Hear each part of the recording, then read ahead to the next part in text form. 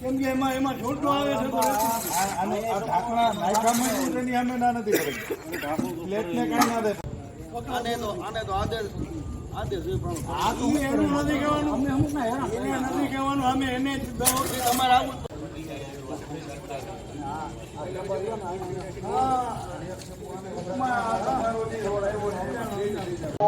મારું નામ ધર્મેશ રાજ્યગુરુ, સામાજિક કાર્યકર, ધોરાજીનો જેતપુરો એટલે જીવાદોરી સમાન છે. હજી 6 થી 7 મહિના પહેલાં સીસી રોડ બનાવેલો છે. એટલી ખરાબ હાલત છે અત્યારે કે કોન્ટ્રાક્ટરનો એમાં ભ્રષ્ટાચાર ને તંત્રનો ભ્રષ્ટાચાર સાવ નજર સામે છે.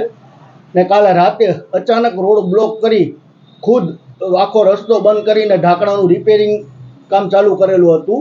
ને ધોરાજીની જનતા એટલી હેરાન થઈ કે ગામ આખો મારીને બહાર ગામમાં આવવું પડતું હતું.